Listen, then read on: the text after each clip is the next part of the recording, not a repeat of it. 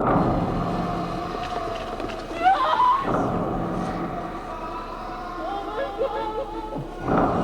me where you are, Josh!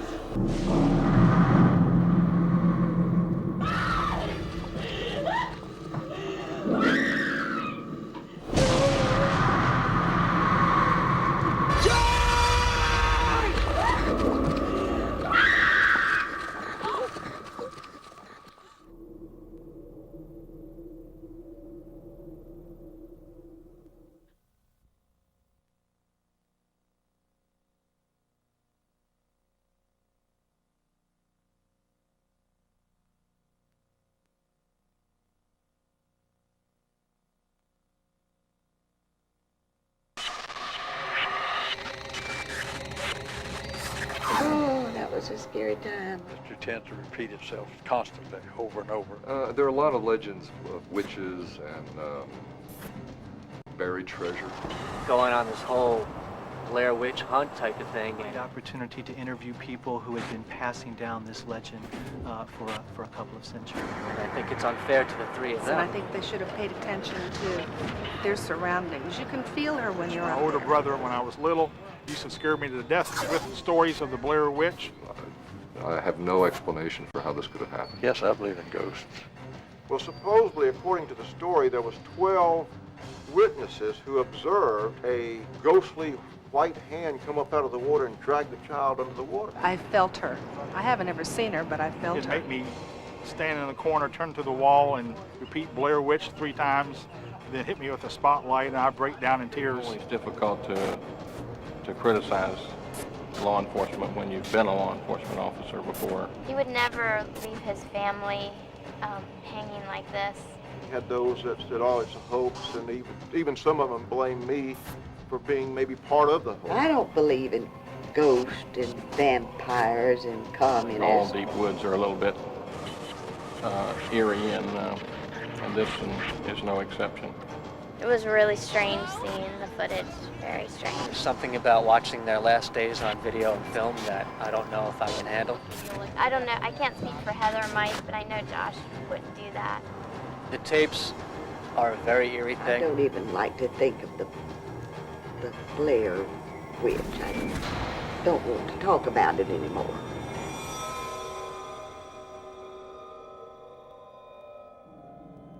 The search of the 3 missing Montgomery College students continues in Frederick County tonight as dozens of volunteers and state officials join local forces in what has now become a full-scale search of the Black Hills area. Local officials, combined with over 100 search volunteers, have failed to come up with any signs of the 3 missing filmmakers. Montgomery College film students Heather Donahue, Michael Williams, and Joshua Leonard were reportedly shooting a school project about a local myth called the Blair Witch. At this time, their whereabouts are still unknown. 3 missing filmmakers has been called off. 10 days and thousands of man-hours have been unable to produce any clues to the cause of the mysterious disappearances. Family and friends of the Montgomery College graduates are holding on to the hope that someone or something will provide some answers. Keep it going. Yeah. Mr. Leonard, Keith Whitaker from News Channel 6. May we have a moment of your time? Well, sir, footage has been found related to the disappearance of your son from a year ago. Sir, do you believe the occult may be related to the disappearance of your son? No, wait a second. No, I don't. And my wife and I are tired of hearing all this crap, all right? The case of the Black Hills disappearances has once again been closed. The investigation was reopened last October after film reels and video cassettes supposedly belonging to the 3 missing film students were found by a Maryland University anthropology class. Frederick County police officials declared today that the found footage was inconclusive and that all possible leads on the case have been exhausted. Heather Donahue, Joshua Leonard, and Michael Williams disappeared in 1994 while shooting a documentary film project in the Black Hills area near Burkittsville. The 3 student filmmakers are still missing. Well, I've looked at the found footage, and although it jumps around a lot and it's not totally professionally done, I don't see any indication that it's a hoax. Potential reading? how to stay alive in the woods, because you never know what's going to happen. And I think the legend is unsettling It enough. was there for approximately a year. I'm real excited about this. Thank you for I'm the very... opportunity. It was not in good condition from All right, what come I on, saw. into the house. Come on, come on. I have to believe that somebody has done something that has caused these young adults to come up missing. Why would someone do that? I don't really understand. Okay, that's good. This is Burkittsville, formerly Blair. It is a small, quiet Maryland town, much like a small, quiet town anywhere. No more than 20 families laid their roots here over 200 years ago, many of whom remain, either on this hill or in the town below.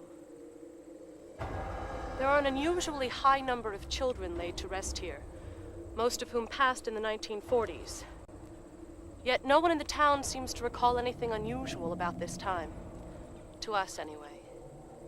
Yet legend tells a different story, one whose evidence is all around us, etched in stone. It's been 2 years now, and they're still missing. I think before I went out there, I would take the appropriate precautions. From what I've been informed, and if you look into the history, apparently there have been other search groups in the past, and on some search groups nobody turned up missing, but on some search groups there was foul play. I understand it goes way back, several centuries back, and decades back actually. Now, it's almost impossible to talk about witchcraft in America without talking about the Blair Witch of Maryland in 1786 and the Bell Witch of Adams, Tennessee in 1817. Now, while both of these are interesting academically, it is the Blair Witch that is the most colorful. The story goes that she had bled a few children, and by that pinpricks, probably because of some sort of illness that she detected or something to that effect. Burkittsville was actually founded on another old town by the name of Blair, and it was founded here in 1734 to protect the western approaches to Baltimore. But it died out because of a witch that came here, and she appeared here. Her name was Ellie Kedwards, and she took a bunch of the children, kidnapped them, and carried them off into the woods. The children went back, reported it to their parents. This is, of course, at that time, an early sign of witchcraft. She was tried, summarily convicted, and banished.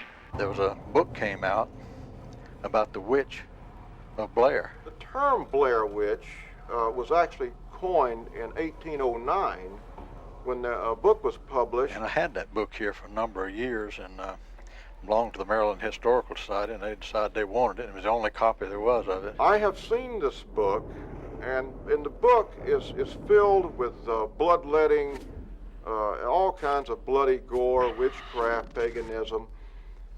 Basically, it's a pack of lies. Don't believe any of it. It's a pretty true, pretty factual book about what really happened here. But the Maryland Historical Society wanted it back, and they took it almost over my dead body. And so that began really the term Blair Witch. The awful hag wrenched the boy's head from his writhing body and defiled the church with his warm blood. It was then that I noticed a dog's teat had sprouted from her leg. She controlled the animals of the forest, even the trees seeming to do her bidding. When she walked, she didn't touch the ground, and her followers made a horrible mulch of the countless dead littering the streets. The Blair Witch Cult, by Anonymous, 1809. And then in 1824, a rich planter founded the town of Burkittsville on the old site of the Blair community. And my grandfather related a story to me. After the wheat came in that year and everybody was through with all their farming and stuff, they decided to go on a picnic, a bunch of them did, down on this little creek. The creek was real shallow. It was only probably 6 to 8 inches deep. A child could just wade across or crawl across there, really. It was so shallow. This little girl was playing in a very shallow stream of water, and she drowned. And they heard her hollering and struggling and looked out there, and this white hand had come up out of the water. That's all they could see. Nobody ever saw a face or a body. All they remember seeing was the arm and the hand. But I have a problem with this story. How is it that 11 people happen to be in the right place at the same time to simultaneously see this ghostly hand come up and drag this child under the water? I think that in the case of the Eileen Trakel story is that there's another explanation, that perhaps it was something like parental neglect. The river, according to what we've been told through written records, then turns oily and has a bunch of stick figures floating into it for the next week. No one can use the river for any kind of water for food or drinking or anything like that. It's totally unusable. There was a man downstream a little later that drank some of that water, and it killed him. Well, we go about 60 years forward in time. We come up to 1886, and there was a very gruesome event that occurred. A child by the name of Robin Weaver, an 8-year-old girl, she disappears into the forest. Well, in 1885, there was a lady lived there in town when I was a boy. She was 50 years old when I knew her, and she told me that when she was a little girl, she had been walking in the woods one day, and this lady appeared to her. And she wasn't walking, she was floating in the air, really. But it's plausible here that this little girl was only telling a story of the Blair Witch as she heard it from maybe her parents, her siblings, or her friends. But in the meantime, the town had started a search for this, sent out a search party to look for her in the woods. The first search party that had gone out to look for the little girl had vanished. So they formed a second search party to go look for the first search party. And what they found was a massacre. And when they got to a place called Coffin Rock out there, the men were laying on that rock, all dead. But they were almost tied together like they were a raft. The first search party had been killed, laid out on a flat rock in the woods. They had been disemboweled. You could tell they were alive when they were tied up because the ropes had cut into them, and the ropes were bloody from cutting into their wrists and legs. And on their faces, their hands and feet were carved these strange pagan symbols. Rather than look really what it was, they took off back to town, which I'd probably done too, because gosh, you find all these dead men there, you wonder who's waiting there to kill you. So the search party goes back to get help, and when they return, the bodies have vanished without a trace. They could smell the death in the air. Where people have died, it always leaves an odor in the air, and they could smell that. But actually, they never found anything. And by the way, the lady said she never again went in those woods as long as she, up till I knew her when she was 50 years old, she'd never went in the woods again. But it seems that 60 years from the Robin Weaver case, we come up to 1940. Sort of in the winter, I guess, the fall or the winter 1940, some of the young kids started to disappear, and nobody knew anything about why they were disappearing. And I was a boy myself at that time, but I was a little bit bigger than these kids that disappeared, even though my mother wouldn't let me out of her sight. I will remember to my dying day that look on my mother's face when she was told that my brother was murdered. And one by one, up until 7 of them had disappeared. Finally, one day, old Mr. Parr come down into the market and said, "I'm finally finished." And what did he mean by that? Well, I guess nobody knew at first, but the police finally went up on the mountain, and they searched his house, and they found the bodies of 7 kids from the area. And he's brought to trial for this, and he admits to the crime. But he says that he did it for an old lady ghost. And I had a tape one time of a television, of a newsreel showing him as he was murdered, he was killed for murdering those 7 boys. Now, it's possible that this man was trying to fit himself into the mythos of the Blair Witch. But that's conjecture. Why did you do it, Mr. Parr? I heard voices in my head. What kind of voices? A woman's. Whose voice, Mr. Farley? No idea who it was. Was it Satan, Mr. Farley? I grew up and got out of there, and I didn't want to go back to that place. That little town was just too full of horrible memories. It does seem that it's almost 60-year intervals between these events, and I do find that very strange. It is very strange. Whether or not it's a coincidence, or whether or not there's some other explanation for it, who knows? She's supposed to haunt. Uh-huh. And they disappeared off the face of the earth. Really? Okay, it's all right, Ingrid. I'm just telling a scary story, but it's not true. The mother of Michael Williams contacted my office to report that her son and 2 others had gone off into the woods. They were film students, and she hasn't heard from them in about 4 days and wanted to file a missing persons report. I personally went up and in the woods searching the area, located a vehicle that belonged to the students on Black Rock Road, had it impounded, and did some more searching. Still couldn't locate a campsite, and I called into Frederick County investigators for assistance. I received a call from Mrs. Angela Donahue, and she was somewhat desperate to find an investigator that would look into the mysterious disappearance of her daughter Heather and 2 other individuals, Josh and Michael, who were in some deep woods in Maryland at the time that they turned up missing. Well, Heather was probably one of the 2 or 3 best students that I've had the pleasure of teaching. She was committed, she was energetic, she was very creative. She was someone who I think reminded me of myself really a lot at her age. Joshua was more glitz. He thought it would be cool to be in the film business. The last thing I remember saying to him was the night before he left. He had a vision, he had a hope of becoming something, you know, that he felt was important. And I said, look, if you're going to be happy, go for it. By all means, go for it. That's what you should strive for, just to be happy. The tapes were found, the anthropology class was out there doing a dig, and they had found these tapes. All of a sudden, there was this sound like a bunch of rocks falling or something, and I heard a lot of people kind of calling out, and went over to the site, and about 20 minutes later, Pete comes running up, and he's got this dirty old, like a backpack in his hand.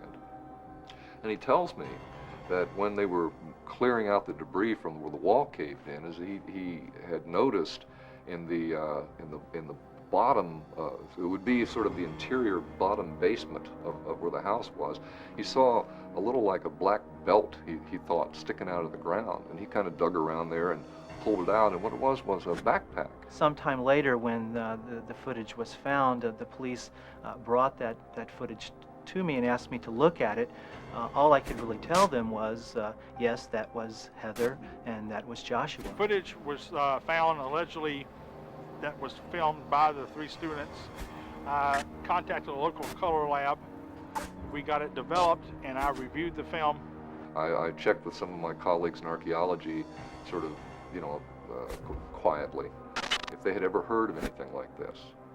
And none of them had. It makes you wonder if Heather and Josh and Michael or either one of them had hidden that tape there, or if someone else had. This backpack was found in sterile soil, which is like the bottom of a site. It's just, from there to the middle of the earth is just dirt. The original house at the site had burned down, and so there was a layer of ash that was like sitting in the interior of the house, like the basement. So this knapsack had been in sterile soil with no evidence around it of disturbance. Over the top of it was an undisturbed layer of ash, and the whole thing was boxed in by basically a colonial era wall that was undisturbed. Even a forensic expert could not have put that thing into the site without disturbing the charcoal, the wall, or sterile soil. It was as if it materialized.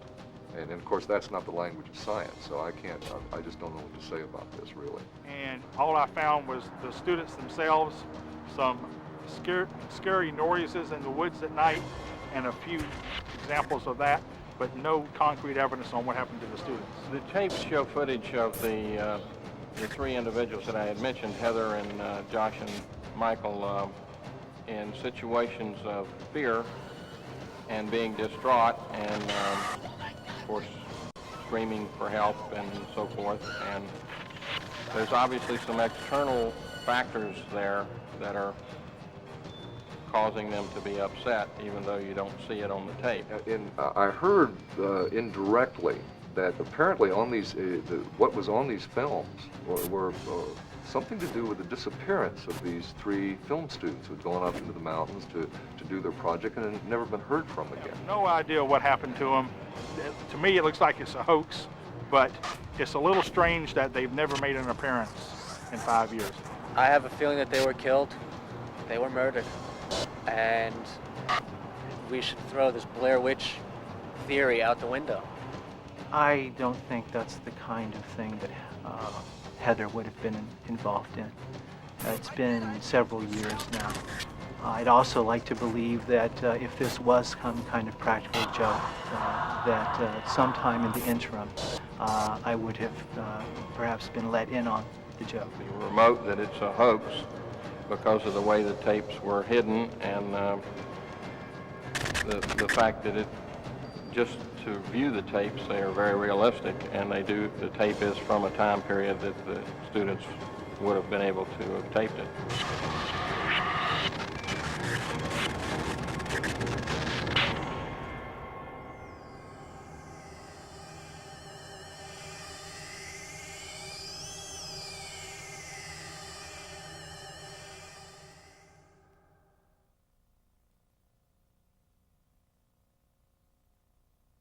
Foot above their head, like right there is good. Speed. Okay. Okay. That's great, man.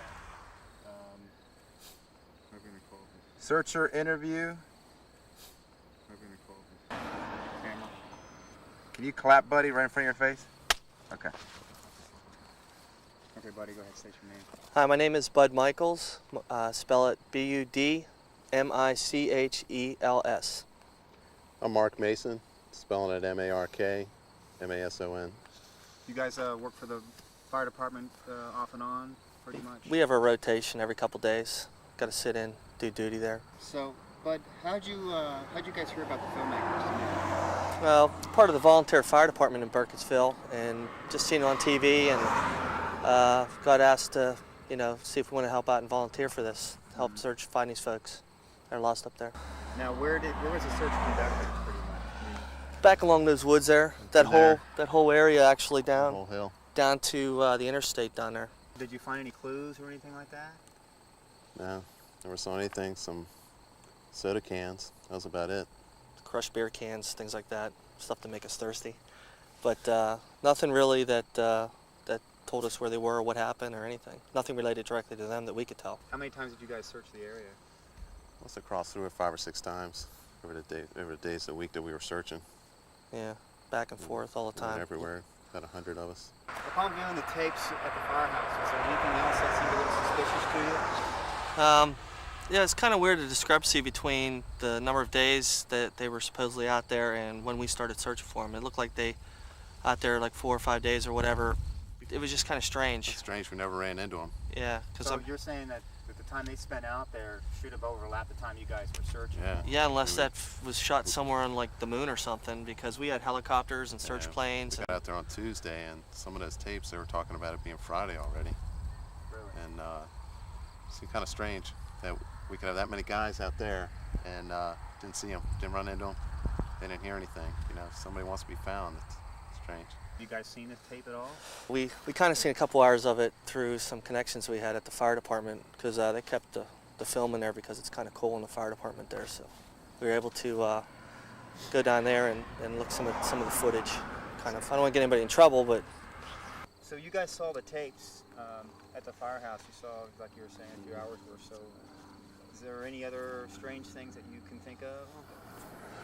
There's all these stick guys up in the woods on the tapes that like scarecrow type guys. Yeah, like scarecrow, like Where do you think they were? 30 of them.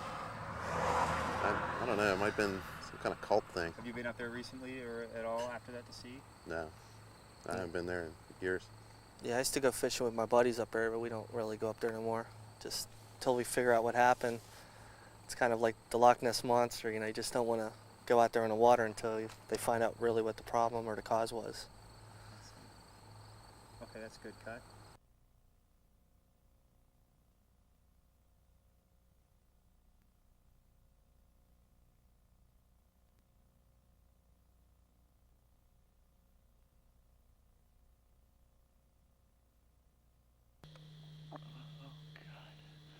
There's just so much I want to do with my life.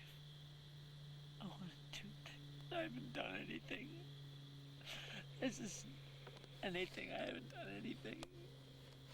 And I don't understand why it's happening to us. How many people will go on camping trips? We weren't just going on a camping trip, and that's why I feel like it's all my fault. It's not your fault anymore. It's nobody's fault. You can't have a fault for something this enormous. A human cannot be faulted for something this enormous. It's impossible. It's not your fault. I don't want you to think that. Okay? Heather? Okay. Look at me. Good luck to me explaining that to Josh's mom. Good luck. It's not your fault. We have everything documented. It's not your fault. Hey. Hey! Heather. Come here. It's not your fault, okay? It's not your fault. It's not my fault. That's fine. There's nothing we know about. There's nothing. I just want to know how to get out of here. I don't care about the movie anymore now. I'm just taping so in case somebody finds it, they can find out what happened to us. They will. They'll find it out. Only God knows. God will take care of us. God will take care of us. God will take care of us. I know it. I don't believe in God. I know He will. I know. I don't believe in God. What am I supposed to do? I believe in fairies and witches and You gotta believe in God if you believe in all that crap. Oh, your hands are cold. I know. I'm scared, Mike. I'm scared. I'm so scared. I'm scared too. I'm scared. It's okay. It's okay.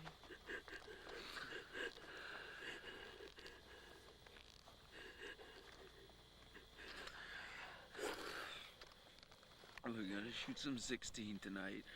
All right. And we're gonna let everybody know what the deal is with this shit. Somebody eventually will figure it out and take care of it. I don't want to camp out.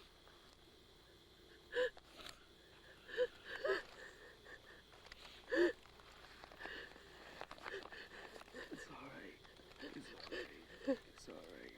It's alright. Calm down. Okay. We gotta calm down. Okay. We don't know anything yet. We just gotta calm I'm gonna down. calm down. We're gonna calm down. We're in a different place tonight. And maybe we'll be fine, okay? We gotta calm down. Okay.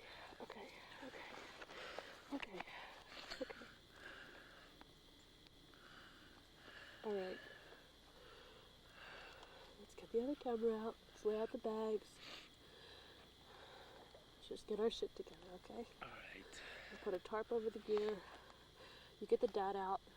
And we'll just fucking record, and whatever happens, we will have it all. And so if anything happens to us, people will know exactly what it was.